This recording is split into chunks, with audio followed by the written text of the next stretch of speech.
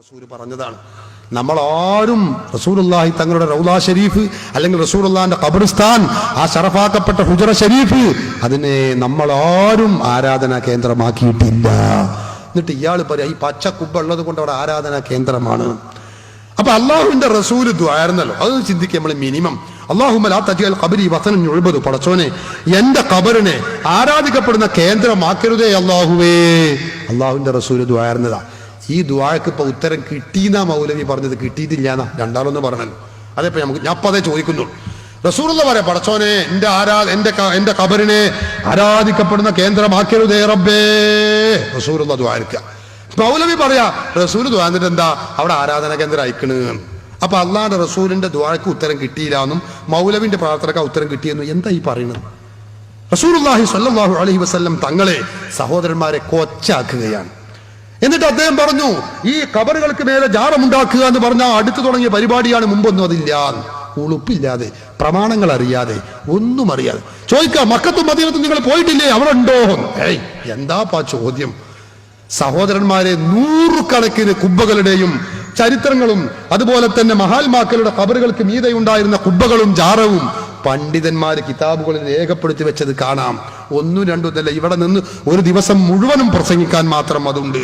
നോക്കൂ നിങ്ങൾ, എത്ര ചരിത്ര ഗ്രന്ഥങ്ങൾ, പ്രാമാണിക ഗ്രന്ഥങ്ങൾ എടുത്ത് പരിശോധിച്ചാൽ കാണാം, പൂർവീകരായ മഹാത്മാക്കളുടെ ഖബറുകൾക്ക് മീതെ എത്രയോ ജാറങ്ങൾ.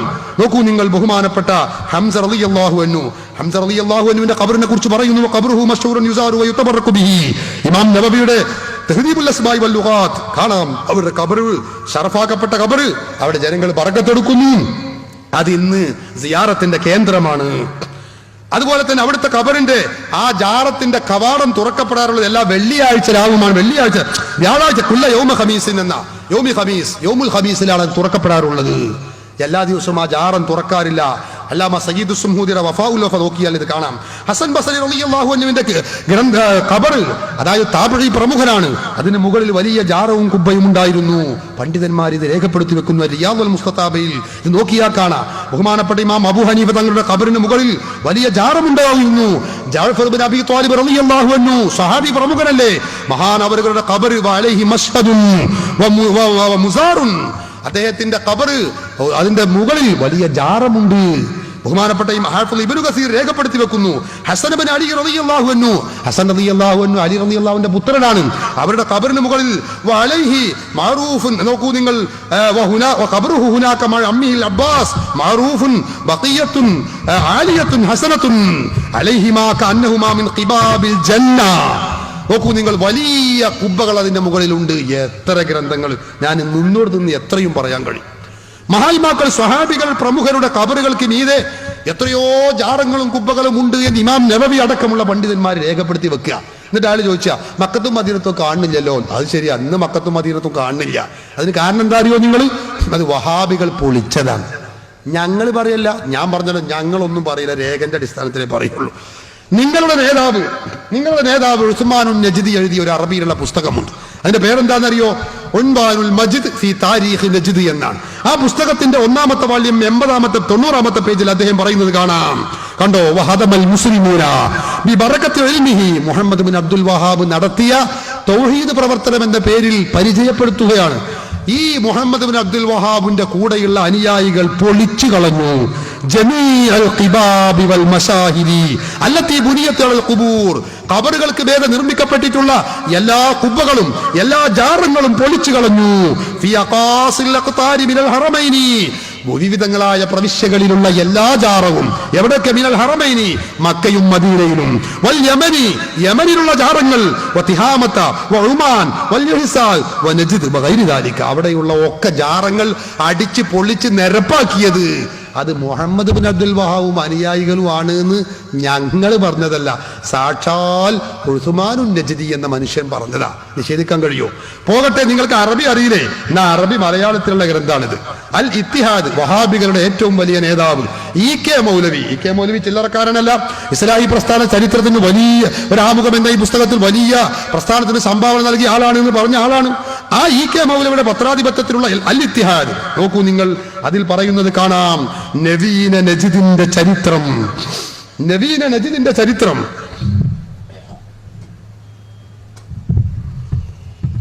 KC അബൂബക്കർ മൗലവി ഉഗ്രപുരം, ഏറ്റവും വലിയ വഹാബി നേതാവ് ഈയിടെ അന്തരിച്ചു എന്നാണ് എനിക്ക് തോന്നുന്നത്. അയാള് എഴുതുകയാണ്, കണ്ടോ, 1801 ഏപ്രിൽ 30 10,000 വരുന്ന ഒരു വമ്പിച്ച വഹാബി സൈന്യം കർബല പട്ടണം വളഞ്ഞു. പട്ടണവാസികളിൽ ഒരു ഭാഗത്തെ അവർ കൊന്നുകളഞ്ഞു. ഹുസൈൻ റളിയല്ലാഹു അൻഹുവിന്റെ മഖാം കൊള്ളയടിച്ചു. നോക്കണം നിങ്ങൾ, ഇതാരാ ചെയ്യണത്?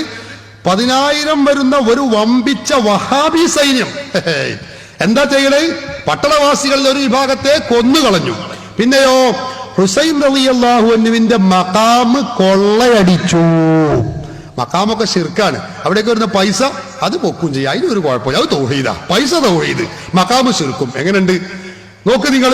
അവിടേക്ക് അനറബികളായ സന്ദർശകന്മാർ വഴിപാട് കൊടുത്തിരുന്ന എല്ലാ വിലപിടിച്ച രത്നങ്ങളും മറ്റും അവർ ശേഖരിച്ചു. ഇതൊന്നും അവർക്ക് അവരുടെ ഹൃദയത്തെ അസഹ്യമായി തോന്നിയില്ല. അങ്ങനെ വമ്പിച്ച വഹാബി സൈന്യം വന്നിട്ട് അവിടെ ജനങ്ങളെ കൊന്നു, മഖാമ് കൊള്ളയടിച്ചു. എല്ലാം കൂടി വായിക്കുമ്പോഴേക്ക് സമയം പോകും. ഞാൻ പ്രധാനപ്പെട്ടത് മാത്രം പറയട്ടെ. എന്നിട്ടോ ആള് പറയുന്നു, എന്നാൽ വഹാബികൾ ഈ അവസരം അസ്സലായി ഉപയോഗിച്ചു.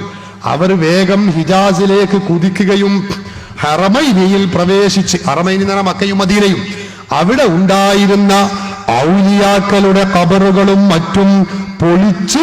അവിടെ ഉണ്ടായിരുന്ന രത്നങ്ങളും മറ്റും കൊള്ളയടിച്ചു. പരസ്യമായി മാർക്കറ്റിൽ ലേലം ചെയ്ത് വിറ്റു. ഉളുപ്പുണ്ടോ നിങ്ങൾക്ക്? മുസ്ലിമീങ്ങളുടെ മക്ബറയിലേക്ക് കിട്ടിയ രത്നങ്ങളും വിലപിടിച്ച വസ്തുക്കളും കൊള്ളയടിച്ചിട്ടേ മാർക്കറ്റ് കൊണ്ടുപോയിട്ട് പരസ്യമായി ലേലം ചെയ്ത് വിറ്റൂ. ഇത് ഏത് തൗഹീദാ? ഞങ്ങൾക്ക് തിരിയായിട്ട് ചോദിക്കാം. ഞങ്ങൾക്ക് മനസ്സിലാണില്ല ഈ ഇത് ഏത് കാര്യത്തിലുള്ളത്. നിങ്ങൾ ഖുർആനും സുന്നത്തും നടുക്കണ്ടായിട്ട് ഇങ്ങനെ ഇറങ്ങി വരുന്നതാണ്. ഈ കക്കലും കൊള്ളയടിക്കലും മാർക്കറ്റിൽ കൊണ്ടുപോയി വിൽക്കലും ഇത് ഏത് ഖുർആനാണോ, ഏത് ഹദീസാ അത്? ഞങ്ങൾക്ക് തിരിയണില്ല. ഔലിയാക്കളുടെ മുഴുവൻ ജാറങ്ങളും പൊളിച്ച് നിങ്ങളാണ് എന്നായി പറയുന്നത്. നിങ്ങളെ പ്രസിദ്ധീകരണ. ഇനി നിങ്ങൾക്കറിയണോ, ഇന്ത്യൻ മുസ്ലിങ്ങളും സ്വാതന്ത്ര്യ പ്രസ്ഥാനവും ധാരാളം എഴുതിയ ഈ മൊയ്തു മൗലവി നമുക്കറിയില്ല, സ്വാതന്ത്ര്യ സമര സേനാനിയായിരുന്ന അയാൾ എഴുതിയ തിരുങ്ങാണ ഈ വഹാബി സൈന്യം അവിടെ അടിച്ച് കസർത്തി കബറുകൾ പൊളിച്ചു, ജാറങ്ങൾ നിരപ്പാക്കി.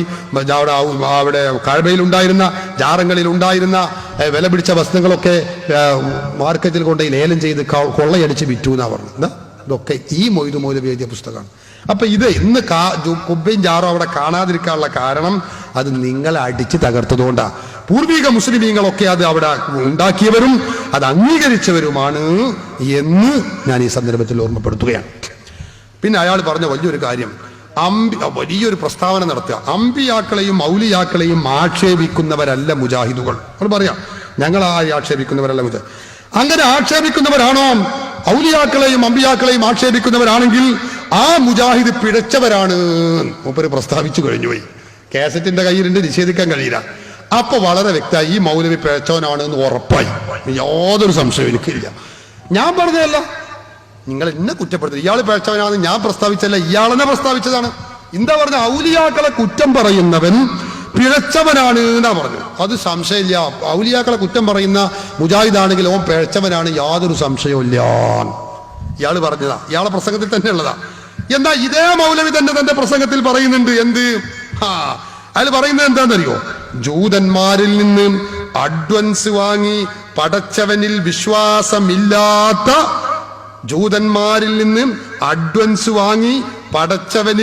വിശ്വാസമില്ലാത്ത വ്യക്തിയാണ് ബഹുമാനപ്പെട്ട സ്വതഖത്തുല്ലാഹിൽ ഖാഹിരി. തമിഴ്നാട്ടിലെ കായൽ പട്ടണത്ത് അന്ത്യവിശ്രമം കൊള്ളുന്ന മഹാത്മാവില്ലേ, ഏറ്റവും കേരളത്തിൽ ഇസ്ലാമിക വൈജ്ഞാനിക പ്രഭക്ക് തിരികൊളുത്തുന്നതിൽ വലിയ പങ്ക് വഹിച്ചത് മഖ്ദൂം കുടുംബമാണ്. സൈനുദ്ദീൻ മഖ്ദൂം തങ്ങളാണ്, നമുക്കറിയാം.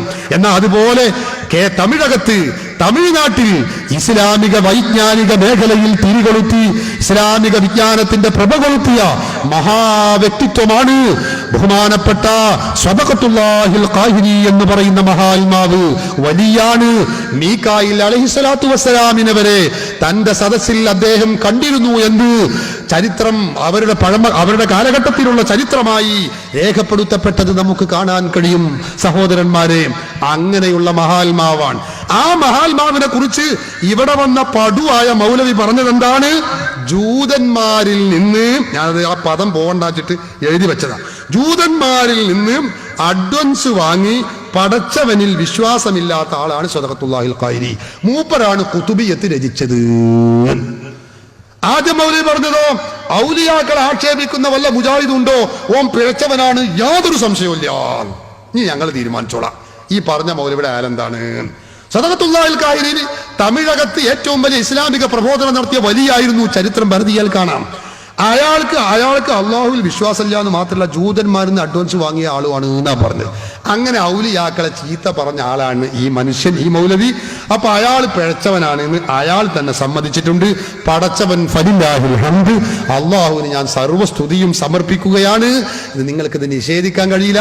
കാസറ്റ് നിഷേധിക്കുകയാണെങ്കിൽ ഞാൻ അവിടെ അടുത്ത പ്രാവശ്യം കാസറ്റ് ഇട്ട് വെക്കും ഇൻഷാ അല്ലാഹ്. അപ്പൊ നിങ്ങൾ ഈ മൗലവിമാർ പിഴച്ചവരാണ് എന്ന് അള്ളാഹു പറയിപ്പിക്കുകയാണ്. കഴിഞ്ഞ ദിവസം മുജാഹിദ് ബാലുശ്ശേരി എന്ന് പറഞ്ഞാൽ മുജാഹിദിന്റെ വലിയൊരു ടോപ്പ് നേതാവുണ്ട്, വലിയ തൊള്ളുള്ളൊരു സാധന. ആ ചങ്ങാതി മുജാഹിദ് ബാലുശ്ശേരി ചാലിയത്ത് പ്രസംഗിച്ചു.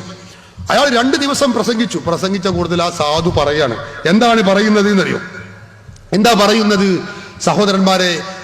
അയാൾ പറയാണ്, മക്കളെ ഞാൻ പറയുന്നു, നിങ്ങൾ ആരെയും വിശ്വസിക്കരുത്. മൗലവി പറയാണ്, ആരെയും വിശ്വസിക്കരുത്, എന്നെയും നിങ്ങൾ വിശ്വസിക്കരുത്.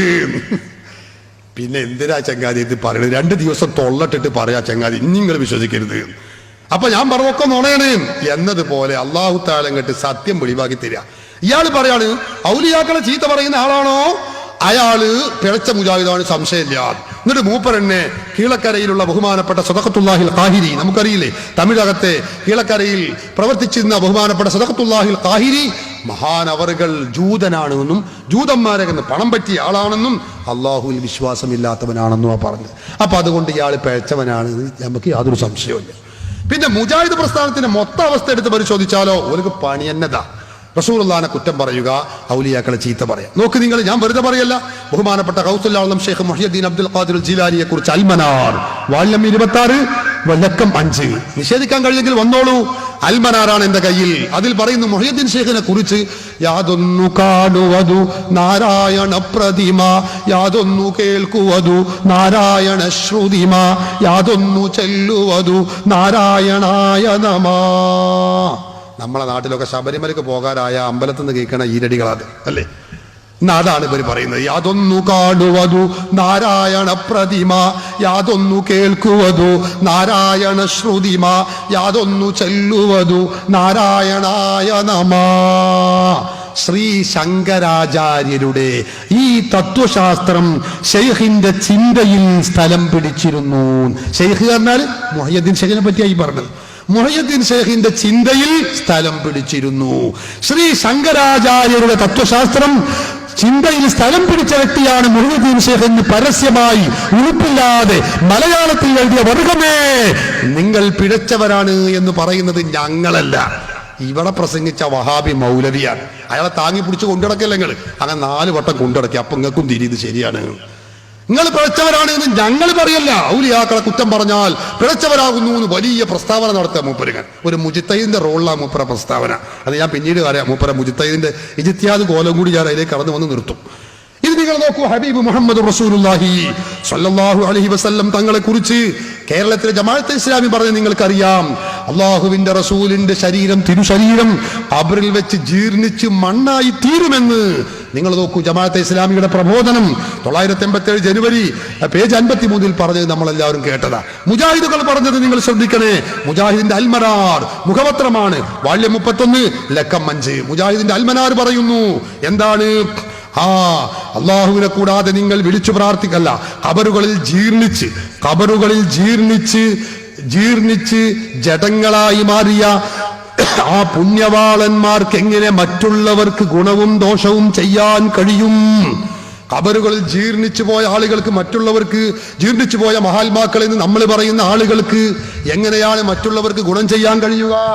എങ്ങനെ പറഞ്ഞിട്ട് പിന്നെ പറയും, നബി തിരുമേനിയുടെ റൗളാ ശരീഫിൽ വന്ന് അവിടുത്തെ വിളിക്കുകയും സഹായമർത്ഥിക്കുകയും അള്ളാഹുവിൽ ശുപാർശ നടത്താൻ അപേക്ഷിക്കുകയും ചെയ്യുന്നവരും ഇക്കൂട്ടത്തിൽ പെടുന്നു.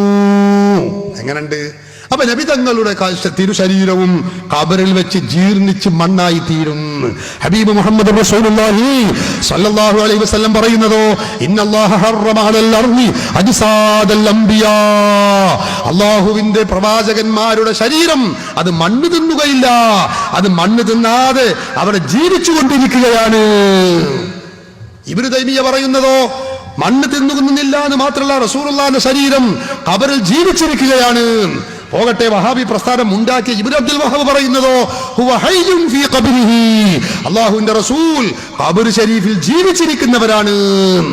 നിഷേധിക്കുവോ? അപ്പൊ ഞാൻ തെളിയിക്കും. എന്നിട്ട് ഇയാൾ ഉളുപ്പില്ലാതെ പറയാം എന്ത്? നബി സല്ലല്ലാഹു അലൈഹി വസല്ലം തങ്ങൾ വഹാബി പ്രസ്ഥാനം പറയുന്നു നബി തങ്ങളുടെ ശരീരം ജീർണിച്ചു പോകുന്നു.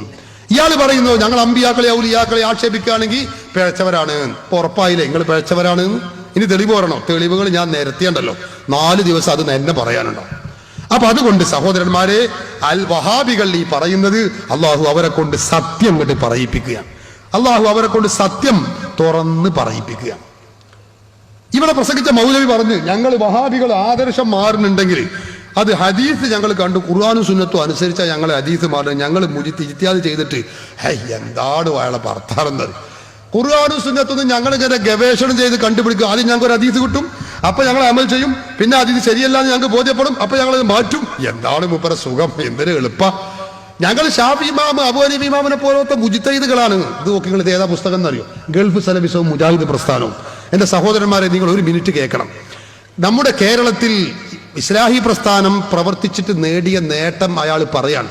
എന്താ പറഞ്ഞത് അറിയോ? ഇമാം ഷാഫിയെ പോലുള്ള, ഇമാം അബൂ ഹനീഫയെ പോലുള്ള അവർക്കാണുള്ള മുത്തലഖ് മുജ്തഹിദ് എന്ന് പറയാം. ഷാഫി ഇമാമ്, അബൂ ഹനീഫ, മാലിക് ഇമാം, അഹ്മദ് ബിൻ ഹംബൽ 10 ലക്ഷം ഹദീസ് മനപ്പാടമുള്ള ആളുകളാണ് ഇമാം അഹ്മദ് ബിൻ ഹംബലിനെ പോലത്തെ ആളുകൾ. മദ്ഹബിന്റെ ഇമാമുകളിലെ അവസാനത്തെ ആളാണ് അഹ്മദ് ബിൻ ഹംബൽ. ആ അഹ്മദ് ബിൻ ഹംബലിന് 10 ലക്ഷം ഹദീസ് മനപ്പാടം ഉണ്ട് എന്ന് വഹാബി പത്രത്തിൽ എഴുതിയത് എന്റെ കയ്യിലുണ്ട്. ഇരിക്കട്ടെ, ചരിത്രത്തിലും അത് കാണാൻ കഴിയും. അങ്ങനെയുള്ള ആളാണ് ഈ മദ്ഹബിന്റെ ഇമാമുകൾ. ആ മദ്ഹബിന്റെ ഇമാമുകൾക്കാണ് മുത്തലഖ് മുജ്തഹിദ് എന്ന് പറയാം. ആ മുത്തലഖ് മുജ്തഹിദ് എന്ന് പറയുന്ന ആ തസ്തിക ആർക്കാ കേരളത്തിലുള്ളതെന്ന് അറിയോ? വഹാബികൾ പറയട്ടെ, ഞാൻ വായിക്കാം. കണ്ടോ, നമ്മുടെ ഈ ചിന്താസരണിയുടെ ഫലമായി നമ്മുടെ പണ്ഡിതന്മാർ ഏതെങ്കിലും ഒരു മദ്ഹബിലേക്ക് പ്രസ്ഥാനത്തെയും ആശയത്തെയും ചേർത്തു പറയാൻ ലജ്ജിച്ചു. ഏതെങ്കിലും ഒരു മദ്ഹബിന്റെ ആളുകളായി നമ്മൾ നിന്നിട്ടില്ല.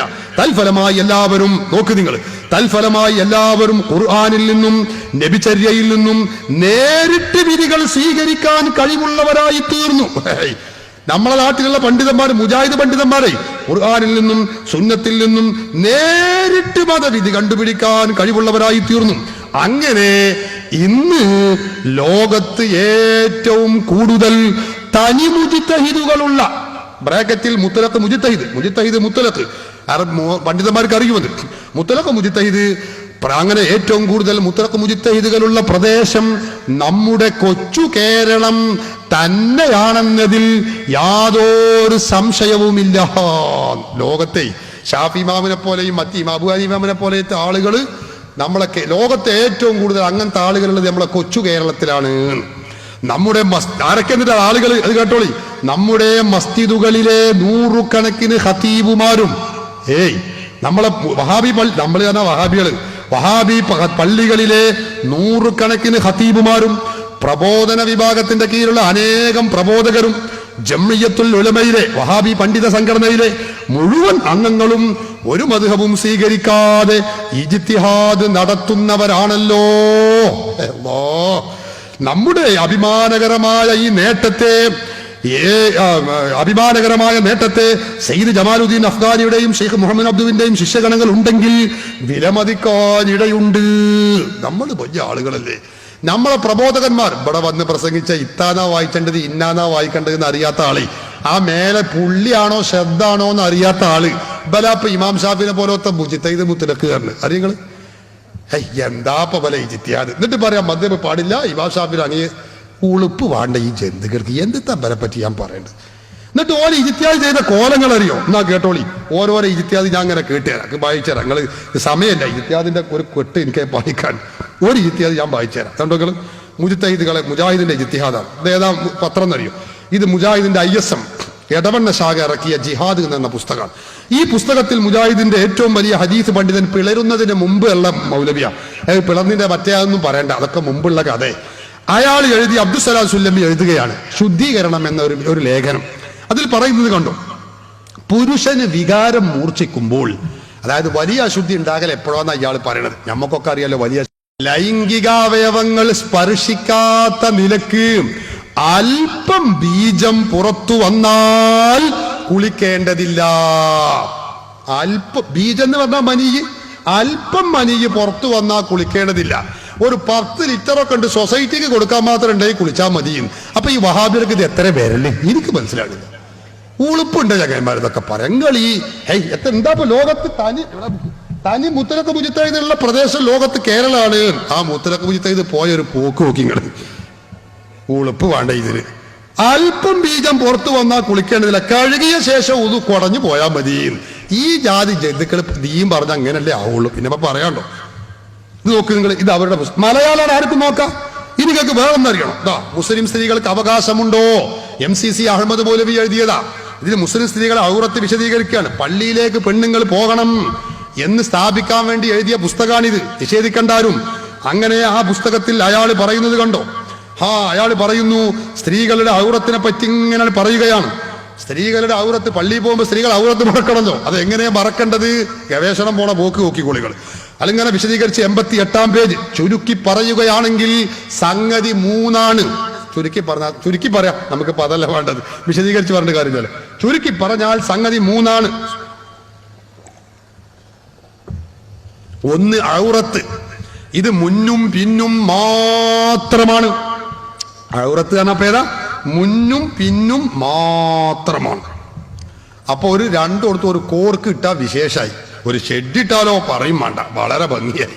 മുന്നും പിന്നും മാത്രമാണ്. എവിടെ വെച്ചും ആണും പെണ്ണും ഈ ഭാഗം മറക്കണം.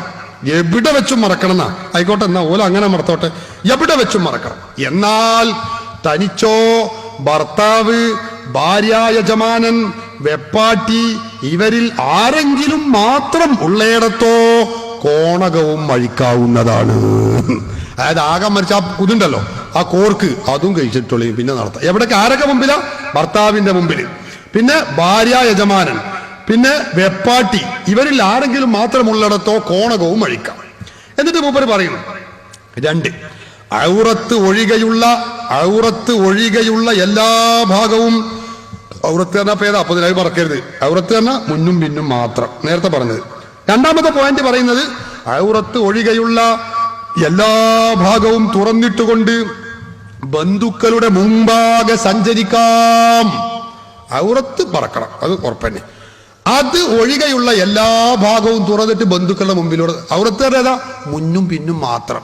ഇത് പെണ്ണിനെ പറ്റിയാ പറഞ്ഞത്, ആണിനെ പറ്റിയല്ല. നിങ്ങൾ അങ്ങനെ പറയണ്ട. ആണിന്റെ ഇങ്ങനെ തന്നെയാണ്, സംശയമില്ല, അത് മുജാഹിദ് പറയുന്നുണ്ട്. പെണ്ണിന്റെ ഇങ്ങനെ തന്നെ. അപ്പൊ ഔറത്ത് മറയണമെങ്കിൽ ഒരു ഷെഡിട്ട വിശേഷമായി. എന്നിട്ട് മൂപ്പര് പറയുന്നു, ഔറത്ത് ഒഴികെയുള്ള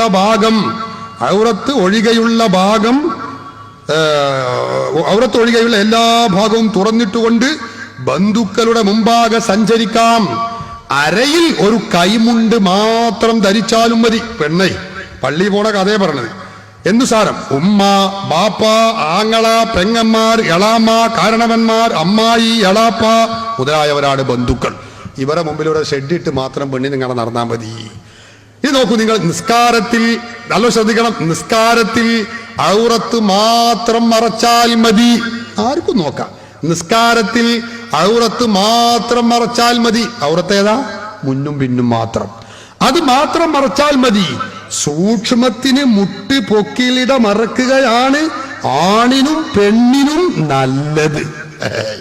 സൂക്ഷ്മതക്ക് പൊക്കിളിന് മുട്ടിന്റെ ഇടം മറച്ചാൽ വിശേഷമായി. അങ്ങനെ മറച്ചോളതൊന്നുമില്ല, മുന്നും പിന്നും മാത്രം മറച്ചാൽ മതി. നിസ്കാരത്തിൽ മറക്കേണ്ട ഭാഗമാണ് ഈ പറയുന്നത്.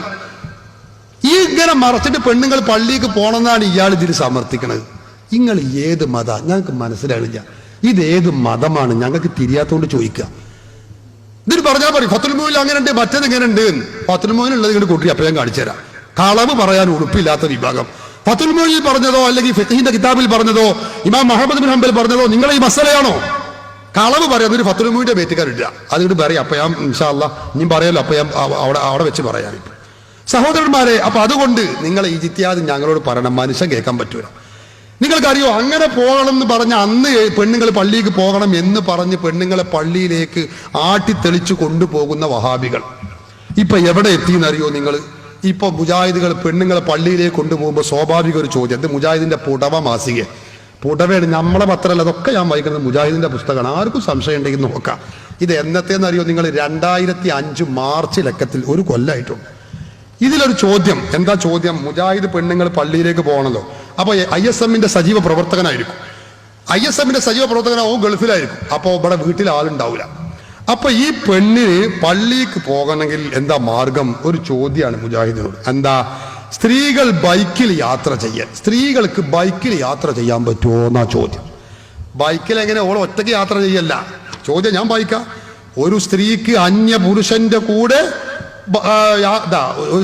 ഒരു സ്ത്രീ ബൈക്കിൽ യാത്ര ചെയ്യുമ്പോൾ പാലിക്കേണ്ട മര്യാദകൾ എന്തൊക്കെയാണ്? അന്യ പുരുഷന്റെ കൂടെ യാത്ര ചെയ്യാമോ? ഇതാ ചോദ്യം. അന്യ പുരുഷന്റെ കൂടെ ബൈക്കിൽ പെണ്ണിന് യാത്ര ചെയ്യാൻ പറ്റുമോ? പള്ളിയിലൊക്കെ പോകേണ്ടതല്ലേ? അപ്പൊ എന്താ മറുപടി എന്നറിയങ്ങൾ? ഇത് മുജാഹിദ് പത്ര, ഉളുപ്പുണ്ടെങ്കിൽ ഇത് കേട്ടോളി. എന്താ മറുപടി? മറുപടി കേട്ടോളി. ഇസ്ലാം നിർദ്ദേശിച്ച മര്യാദകൾ പാലിച്ചുകൊണ്ട് അന്യ സ്ത്രീക്ക് അന്യ പുരുഷന്റെ കൂടെ ബൈക്കിൽ യാത്ര ചെയ്യുന്നതിന് ഒരു എതിർപ്പുമില്ല, ശരീഅത്തിൽ ഒരു തകരാറുമില്ല. എങ്ങനെയുണ്ട്? ശരീഅത്തിൽ അന്യ പുരുഷന്റെ കൂടെ പെണ്ണ് ബൈക്കിൽ യാത്ര ചെയ്യുന്നതിന് ഒരു തെറ്റുമില്ല. എങ്ങനെയുണ്ട്? പിന്നെ എങ്ങനെ ചെറുപ്പക്കാർ മുജാഹിദിന് കൂടാതിരിക്കുമോ? കാരണന്മാർ പറയും, മൂല്യർ നിങ്ങൾ എത്ര പറഞ്ഞിട്ട് എന്താ, ആൾക്കാർ മുജാഹിദിക്ക് പോവാണ്, ഇങ്ങനത്തെ ഒരു ഇവിടെ നിന്നിട്ട് എന്താ കാര്യം, ഒരു ദിനം മുമ്പ് തന്നെ പോകണ്ടേ? പോകാതിരിക്കുവോ? നമ്മളൊരു ബൈക്ക്, ചെറുപ്പക്കാർക്ക് എന്ത് ബൈക്ക് യാത്ര ചെയ്ത രസാ, ഒരു പെണ്ണിന്റെ ബാക്കിൽ ഇരുത്താൻ തന്നെ അത് അതിലേറെ രസാ ചില ആളുകൾക്കൊക്കെ, എല്ലാവരും പറ്റിയല്ല ഞാൻ പറയുന്നത്. അപ്പൊ മുജാഹിദ് അതിനെ പറ്റിയ ഫത്വ കൊടുക്കുകയാണ്. എന്താണ് ഫത്വ? പെണ്ണിനെ ബൈക്കിൽ ഇരുത്തി യാത്ര ഒരു കുഴപ്പമില്ല, പക്ഷെ ഒരു നിബന്ധന ഉണ്ട്, അതുകൂടി ഞാൻ വായിക്കാം. മുജാഹിദ് അച്ഛനുള്ളതൊക്കെ വായിക്കണല്ലോ. എന്താ നിബന്ധന എന്നറിയോ നിങ്ങൾ? പക്ഷേ ഒരു രാത്രിയും പകലും ദീർഘമാകാത്ത യാത്രയായിരിക്കണം. അതായത് 24 മണിക്കൂർ കൊണ്ട് വിഷയം തീർത്തുപടെ പെണ്ണിനെ തിരിച്ചേൽപ്പിക്കേണ്ടതാണ്. എന്താടി പന്തി, ഏത് ശരിയത്താ പടച്ചോനെ? അഭിമാനകരമായ ഈ നേട്ടണ്ടല്ലോ. ഷാഫി ഇമാമിനെ പോലെ ഖുർആനും സുന്നത്തൊന്നും ഗവേഷണം ചെയ്യണം നിങ്ങളെ, വലിയ നേട്ടം തന്നെയാണ്, വലിയ ഗവേഷണം തന്നെയാണോ. 24 മണിക്കൂറിന് മുമ്പ് വിഷയം നടത്തിയിട്ട് പെണ്ണിനെ ബൈക്കിൽ യാത്ര ചെയ്ത് തിരിച്ചേൽപ്പിക്കണം. ആയിക്കോട്ടെ, ഇത് ഏത് ശരിയത്താ? ഞങ്ങൾക്ക് തിരിയണില്ല. നിങ്ങൾ മറുപടി പറയണതിന്. നിങ്ങൾ മുസ്ലിമീങ്ങളെ മുസ്ലിമും കാഫിറുമാണ്, അന്നൽ മസാജിദിലോ ആക്രയിട്ടിട്ട് ചങ്ക് പൊട്ടിച്ചതുകൊണ്ട് ഒരു കാര്യമില്ല. ജനങ്ങൾ പഴയ മാതിരിയല്ല, ഉത്ബുദ്ധരാണ്, ചിന്തിക്കാൻ കഴിയുന്നവരാണ്. ഇതേത് ശരിയത്താ? ഞങ്ങൾക്ക് തിരിയണില്ല, അതുകൊണ്ട് പറയാം. 24 മണിക്കൂറിന് മുമ്പ് പെണ്ണിനെ തിരിച്ചേൽപ്പിക്കണം എന്ന് പറഞ്ഞാൽ ഏത് ശരിയത്താ? ഇനി നിങ്ങൾക്കറിയോ ഇതേതാ? നിങ്ങൾ ഓരോ ഇത്യാദി ഞാൻ അതൊക്കെ പറയുമ്പോഴേക്കും നീളം വരും. ഇതൊക്കെ വേണ്ട, ഞപ്പത് പറഞ്ഞു കഴിഞ്ഞാൽ ഇനി വായിക്കേണ്ടി വരും, അപ്പോൾ വായിക്കാം. ഇത് മുജാഹിദ് വോയിസാ, ഇപ്പം ഞാൻ വായിക്കണില്ല. ഇൻഷാ അല്ലാഹ് നല്ല രസമുള്ള വർത്തമാനങ്ങളെ നമുക്ക് ഇനിയും വായിക്കേണ്ടി വരും, അപ്പം ഞാൻ വായിക്കാം. അപ്പൊ ചുരുക്കത്തിൽ ഇവിടെ ഇങ്ങനെ ഗവേഷണം, മുജാഹിദുകൾ ഇസ്ലാമിന്റെ പേരിൽ അവർ വായിൽ വരുന്നത് കോതക്ക് പാട്ട് എന്ന് പറഞ്ഞതുപോലെ, സഹോദരന്മാരെ, മുജാഹിദുകൾ, ഞാൻ നിർത്തുകയാണ്, ഒറ്റ കാര്യം കൂടി പറഞ്ഞാൽ കഴിഞ്ഞു, വിഷയം കഴിഞ്ഞു. മുജാഹിദുകൾ ഇസ്ലാമിനെ ദുർവ്യാഖ്യാനിക്കുകയും മലീമസപ്പെടുത്തുകയുമാണ് ചെയ്തുകൊണ്ടിരിക്കുന്നത് എന്ന കാര്യം നിങ്ങൾ ഓർക്കണം. പിന്നെ ആ സാധു പറയാണ് വലിയൊരു കാര്യമായിട്ട്. എന്താ പറഞ്ഞതെന്നറിയോ? നിങ്ങളെ ഈ മഖാമിലുള്ള ആളുകൾക്ക് വലിയ മഹത്വം ഉണ്ടെങ്കിൽ, വലിയ സ്ഥാനം, വലിയ കാരണമൊക്കെ ചെയ്യുന്ന ആളുകളാണ് നിങ്ങൾ പറഞ്ഞത്. എന്നാ നിങ്ങൾക്ക് അറിയണോ, മഞ്ഞക്കുളം മക്കാമിൽ കള്ളം കയറിയിട്ട് ഭണ്ഡാരം പൊളിച്ചു. മഞ്ഞക്കുളം മക്കാമിൽ കള്ളം കയറിയിട്ട് ഭണ്ഡാരം പൊളിച്ചു. അപ്പൊ അവളെ വലിയ കറാമത്തുള്ള തങ്ങൾ എന്ത് എഴുന്നേറ്റ് വന്നിട്ട് ഓലെ തടുക്കാഞ്ഞൂ. എന്താപ്പാ അത്? വല്ലാത്തൊരു ചോദ്യം തന്നെ കേട്ടോ. അർശമ മുട്ടണ ചോദ്യം, ഇവിടെ ഒന്നും നിൽക്കൂല ആ ചോദ്യം, അങ്ങോട്ട് പോകും. ആ ജാതി ചോദ്യം. ഉളുപ്പ് വേണ്ട ഈ ജന്തുക്കൾക്ക് ഇത് ചോദിക്കാൻ. അല്ല, ഞങ്ങളൊന്ന് ചോദിച്ചോട്ടെ. ഞങ്ങൾ ഏതായാലും മശായിഖന്മാരി ഔലിയാക്കന്മാരിയൊക്കെ ഒരു അങ്ങനെ ഒരാൾക്കാർ, ഒരു പോയത്തക്കാരെന്ന് എഴുതിക്കോളി. നിങ്ങൾ ഞങ്ങളെ നരകത്തിലേക്കായിട്ട് അള്ളാഹു പടച്ചതാ. നിങ്ങൾ അള്ളാഹിന്റെ സ്വന്തക്കാരല്ലേ. ഞങ്ങൾ നിങ്ങളെ പറ്റി എന്തെല്ലാം പറയുന്നുണ്ട് തരും. ഈ ജാതി വർത്താനൊക്കെ ഞാൻ പറഞ്ഞല്ലോ. നിങ്ങൾക്ക് അള്ളാഹിനോട് ഒന്നാണ് പറഞ്ഞൂടെ? എന്ത്? പടച്ചോനെ തമ്പുരാൻ, ഈ സക്കാഫിമാരെ ഇത് നശിപ്പിക്കണേ റബ്ബേ എന്ന് പറഞ്ഞാൽ ഞങ്ങളെ പണി തീരൂലേ? എന്ത് നിങ്ങൾ പറയാത്തത്? എന്താ നിങ്ങൾ പറഞ്ഞിട്ട്? നിങ്ങൾ പറയുന്നുണ്ടല്ലോ, എന്താ ഞങ്ങൾ നശിക്കാത്തത്? ഒന്ന് പറഞ്ഞാണ്. നിങ്ങളൊന്ന് പറയും. നിങ്ങൾ അള്ളാഹിന്റെ സ്വന്തക്കാരല്ലേ? ഞാൻ ചോദിക്കട്ടെ, ഡിസംബർ 6 അയോധ്യയിലെ ബാബരി മസ്ജിദിന്റെ താഴികക്കുടത്തിന്റെ മുകളിൽ കയറി ഈ രാജ്യത്തെ ഫാസിസ്റ്റ് ശക്തികൾ അല്ലാഹു സുബ്ഹാനഹു വ തആലയുടെ സ്വന്തം ഭവനം, പള്ളിയുടെ മുഴുവൻ താഴികക്കുടകളും അടിച്ച് നിരപ്പാക്കി ബാബരി മസ്ജിദ് പൊളിച്ച് തകർത്തില്ലേ? അത് മഹാന്മാരെ മക്ബറല്ലല്ലോ, അത് അള്ളാന്റെ പള്ളിയല്ലേ. എന്തേ അള്ളാഹ്ക്കൊന്നും ചെയ്യാൻ കഴിഞ്ഞില്ലേ എന്ന് പറഞ്ഞാൽ നിങ്ങൾ, ഞങ്ങൾക്ക് അറിയാൻ താല്പര്യമുണ്ട്. അപ്പൊ എന്തേ അള്ളാഹ്ക്ക് നീച്ചു വരാൻ കഴിഞ്ഞില്ലേ? അള്ളാഹ്ക്കൊരു കഴിവില്ലേ? അപ്പൊ അള്ളാഹ്ക്ക് കഴിവില്ല. അതുകൊണ്ടാണ് ഇപ്പൊ ബാബരി മസ്ജിദ് ഈ ക്ഷുദ്ര ശക്തികൾ പൊളിച്ചത്. അള്ളാന്റെ സ്വന്തം പള്ളിയാണല്ലോ, സ്വന്തം ഭവനാണല്ലോ. അള്ളാന്റെ വീടിന് ആ പള്ളിയെ കുറിച്ച് നമ്മൾ പറയരുത്. ബാബരി മസ്ജിദ് അള്ളാന്റെ സ്വന്തം പള്ളിയാണ്, സ്വന്തം ഭവനമാണ്, വീടാണ്. സ്വന്തം വീട് പൊളിക്കുമ്പോൾ ആരെങ്കിലും കയ്യും കെട്ടി നോക്കി നിൽക്കൂ. അപ്പൊ അമ്മക്ക് ഒരു കാര്യം മനസ്സിലായി. എന്തേ? അള്ളാഹു തന്റെ സ്വന്തം ഭവനം ഈ രാജ്യത്തെ ഫാസിസ്റ്റ് ശക്തികൾ അടിച്ച് തകർത്തി നിരപ്പാക്കിയപ്പോ അള്ളാഹ്ക്ക് ഒന്നും ചെയ്യാൻ കഴിഞ്ഞില്ല. അപ്പൊ നമുക്ക് മനസ്സിലായി അള്ളാഹ്ക്ക് ഒരു കഴിവില്ല എന്ന് മനസ്സിലായി. എങ്ങനെയുണ്ട് നിങ്ങളെ കണ്ടുപിടുത്തം? ഉഷാറ് കണ്ടുപിടുത്തം. നിരീശ്വരവാദികൾക്കും ഈ രാജ്യത്തെ ദൈവനിഷേധികളായ ആളുകൾക്കും പാലം പണിത് കൊടുക്കണ പരിപാടിയാണ്. എന്റെ ചങ്ങാതി, ഈ ജാതി പടുവിടുത്തൊന്നും ഇവിടെ പറയണ്ട. അള്ളാഹുവിന് പണി നിങ്ങളെ ശരിയാക്കലോ അല്ലെങ്കിൽ ഞങ്ങളെ നശിപ്പിക്കലോ, ഈ നേരത്ത് അവരെ നശിപ്പിക്കലോ അല്ല. നശിപ്പിക്കേണ്ടടുത്ത് പടച്ചോൻ നശിപ്പിച്ചിട്ടുണ്ട്. നമുക്കറിയില്ലേ, അബ്രഹത്തും സംഘവും കഅബ പൊളിക്കാൻ വന്നപ്പോൾ പടച്ചോൻ നശിപ്പിച്ചു. തർമീഹിം ബിഹിജാറത്തിൻ മിൻ സിജ്ജീൽ നശിപ്പിച്ചിട്ടുണ്ട്. നശിപ്പിക്കേണ്ടടുത്ത് ഔലിയാക്കന്മാര് വേണമെന്ന് അവർക്ക് തോന്നുകയാണെങ്കിൽ ചെയ്യും. അത് അണക്ക് തോന്നുമ്പോ, ഈ മൗലവിക്ക് തോന്നുമ്പോഴല്ല ഔലിയാക്കൾക്ക് തോന്നല്. ഭണ്ഡാരത്തിലെ മഞ്ഞക്കുളം മക്കാമിലെ കള്ളം കയറിയിട്ട് ഭണ്ഡാരം പൊളിക്കുമ്പോ അവിടെയുള്ള ഹുസൈൻ ഷഹീദ് വലിയുള്ളാഹ്ക്ക് തോന്നിയില്ല, അപ്പൊ പൊളിക്കേണ്ടതാണെന്ന് തോന്നിയില്ല. എന്തേ? അത് അതിന്റെ ഖാദിമികളും അതിന്റെ ആൾക്കാരും ഓലന്നെ അതിനെ വേണ്ടി തെരഞ്ഞെടുക്കട്ടെ, എന്നിട്ട് ഓൽക്കാ കൂലി കിട്ടട്ടെ എന്നായിരിക്കാം മഹാൻ ചിന്തിച്ചത്. അപ്പോ അവരത് ചെയ്തില്ല എന്നതുകൊണ്ട് അവർക്ക് കഴിവില്ല എന്ന് പറയുകയാണെങ്കിൽ, ബാബരി മസ്ജിദ് പൊളിച്ചപ്പോ അള്ളാഹു അത് തടുത്തില്ല, അതുകൊണ്ട് അള്ളാഹ്ക്ക് കഴിയില്ല എന്ന് വഹാബികൾ പറയേണ്ടി വരും. ഇത് മഹാ അസംബന്ധമാണ്. അതൊക്കെ ശരാശരി ബുദ്ധിയുള്ള ആളുകൾക്ക് തിരിയും. ഞാൻ ചോദിക്കട്ടെ, കഴിഞ്ഞ വർഷങ്ങൾക്ക് മുമ്പ് മിനായിൽ, 4 വർഷം മുമ്പാണെന്ന് ഞാൻ ഓർക്കുന്നു, മിനായിൽ ഒരു തീപിടുത്തം ഉണ്ടായില്ലേ? നിങ്ങൾക്കറിയോ ആരെ തീപിടിച്ച് എത്ര ആളുകളാണ് മരിച്ചത്? ഈ മരിച്ചവരെന്താ മുഹ്യിദ്ദീൻ ശേഖനെ വിളിക്കുന്ന ആളുകളാണോ? അവർ പറഞ്ഞത് ലബ്ബൈക് അല്ലാഹുമ്മ ലബ്ബൈക് ലബ്ബൈക ലാ ശരീക ലക ലബ്ബൈക് ഇന്നൽ ഹംദ വന്നിഅമത ലക വൽ മുൽക് ലാ ശരീക ലക്. അല്ലേ? പടച്ചവനെ, ലബ്ബൈക് അല്ലാഹുമ്മ ലബ്ബൈക്, നിനക്ക് ഞാനിതാ ഉത്തരം ചെയ്യുന്നു റബ്ബേ, നിനക്ക് ഉത്തരം ചെയ്യുന്നു എന്ന് പറഞ്ഞ് അള്ളാനെ വിളിച്ച് മാത്രം നടന്നിരുന്ന ആളുകളല്ലേ അവർ. എന്നിട്ട് ഓല് മിനായിലെ തമ്പ് കത്തി കരിഞ്ഞ് ജഡങ്ങള് പോലും കിട്ടാത്ത കോലത്തിലായില്ലേ? എന്തേ? അപ്പൊ അള്ളാനെ സ്വന്തം വിളിക്കുന്ന ആളുകൾക്ക് അത് അള്ളാഹ്ക്ക് രക്ഷപ്പെടുത്താൻ കഴിഞ്ഞില്ലേ? അള്ളാഹ്ക്ക് കഴിവില്ല എന്ന് അതിന്റെ അർത്ഥം. ആരോടാ ഈ ജാതി ബാലിശമായ മുജാഹിദ് പ്രസ്ഥാനം ഇത്രമേൽ ബാലിശമായി അധപ്പതിച്ചിട്ടുണ്ട് എന്നതിന്റെ പ്രകടമായ തെളിവാണ് നിങ്ങൾക്ക് ഖുർആനും സുന്നത്തും ഇല്ലാത്തത് കൊണ്ട് ഈ ജാതി ബാലിശമായ വാദങ്ങൾ നിരത്തുന്നത് എന്നേ ഞങ്ങൾക്ക് അതേക്കുറിച്ച് പറയാനും. അതുകൊണ്ട് ആ ജാതി വിഡ്ഢിത്വം ഇവിടെ വിളമ്പണ്ട. മനുഷ്യരൊക്കെ ഉത്ബുദ്ധരാണ്. ഒരൊറ്റ കാര്യം പറഞ്ഞ് ഞാൻ അവസാനിപ്പിക്കുന്നു. ഇവിടെ പ്രസംഗിച്ച മൗലവി പറഞ്ഞൊരു കാര്യം, വലിയൊരു കാര്യം. എന്താണെന്നറിയും? മാല മൗലിദ്, റാത്തീബ് പോലെയുള്ള പൈശാചികതയിൽ നിന്ന് ഈ സമൂഹത്തെ മോചിപ്പിക്കണം, അതിനുവേണ്ടിയാണ് ഞങ്ങൾ പ്രവർത്തിക്കുന്നത് എന്നാ. നിങ്ങൾ ചിന്തിച്ചു നോക്കണം. ഇവരിവിടെ 75 കൊല്ലം കഴിഞ്ഞു പ്രവർത്തിക്കാൻ തുടങ്ങിയിട്ട്. എന്തിനു വേണ്ടി? മാല മൗലിദിൽ നിന്നും റാത്തീബിൽ നിന്നും ജനങ്ങളെ രക്ഷപ്പെടുത്താൻ വേണ്ടി. പടച്ചവന്റെ തൗഫീഖ് കൊണ്ട് അനുദിനം മാല മൗലിദും റാത്തീബും ബുർദിയും ബദ്ദാദും ഏറാന്നല്ലാതെ ഒരൊറ്റ കുട്ടി കുറക്കാൻ കഴിഞ്ഞിട്ടില്ല. നിങ്ങൾ അറിയോ? നിങ്ങൾ അപ്പൊ നിങ്ങൾക്കതിന് കഴിയില്ല.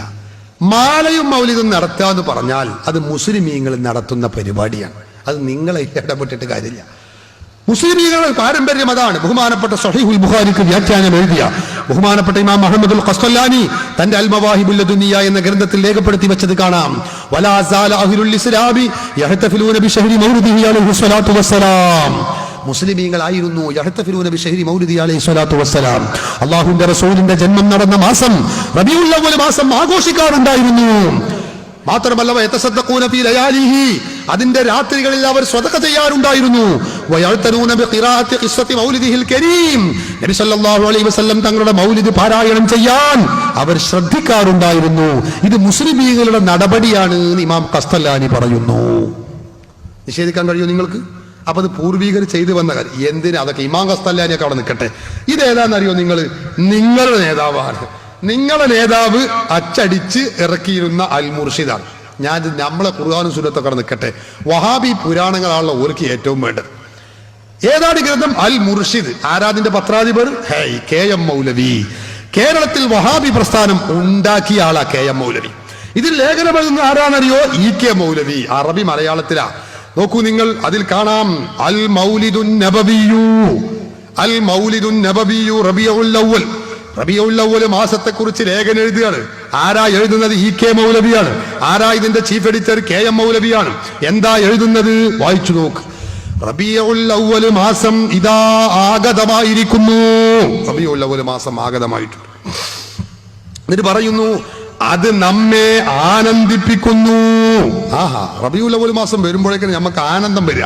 അത് നമ്മെ ആഹ്ലാദിപ്പിക്കുന്നു. നാം സന്തോഷം കൊണ്ട് ചാഞ്ചാടുന്നു. നമ്മുടെ ഹൃദയം വികസിക്കുന്നു. ഓരോ മുസ്ലിമിന്റെയും മുഖകമലങ്ങളിൽ ഹർഷ ചിഹ്നങ്ങൾ കളിയാടുന്നു.